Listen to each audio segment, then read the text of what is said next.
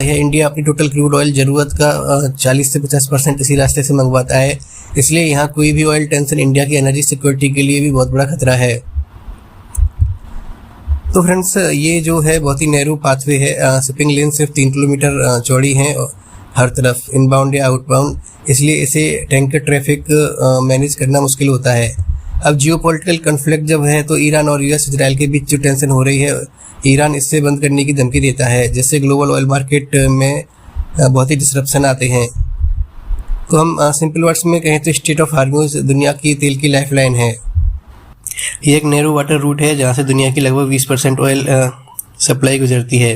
अगर ये रूट बंद हो जाए तो ऑयल प्राइसेस स्काई रॉकेट हो जाते हैं, ग्लोबल इकोनॉमी शेक हो जाती है। इसकी वजह से गल्फ रीजन में टेंशन डायरेक्टली ग्लोबल मार्केट को इम्पैक्ट करता है। और ईरान के पास एक पावरफुल स्ट्रेटेजिक एडवांटेज है कि वो स्ट्रेट ऑफ हार्मोज के बिल्कुल पास है, यानी जब भी उसे किसी कंट्री से रिवेंज लेना होता है तो उसके शिप्स को मना कर देता है वहाँ से निकलने के लिए, और जो उसकी दुश्मन कंट्रीज हैं उन पर अटैक भी कर सकता है, जैसे कि हमने रिसेंट एग्जांपल देखे। तो फ्रेंड्स, अब हम पास्ट में जाते हैं फ्लैशबैक में कि जो इराक वार हुआ था 2003 में, उसका क्या रीज़न था। 2003 में अमेरिका ने इराक पर इन्वेजन किया। उस वक्त यूएस प्रेसिडेंट थे George W Bush. Official reason दिए गए इराक का डिक्टेटर सद्दाम हुसैन के पास वेपन्स ऑफ मास डिस्ट्रक्शन यानी WMD हैं। इराक टेररिज्म को सपोर्ट करता है, मिडिल ईस्ट में डेमोक्रेसी स्प्रेड करनी है, इसलिए उसको हटाना ज़रूरी है। इसलिए यूएस और उसके एलीज ने इराक पर अटैक किया। In March 2003, the US-led coalition of willing invades Iraq. US President George Bush claims he must disarm Iraqi dictator Saddam Hussein of weapons of mass destruction and depose a brutal regime supporting global terror. Since the end of the Gulf War in 1991, a de facto military conflict has continued.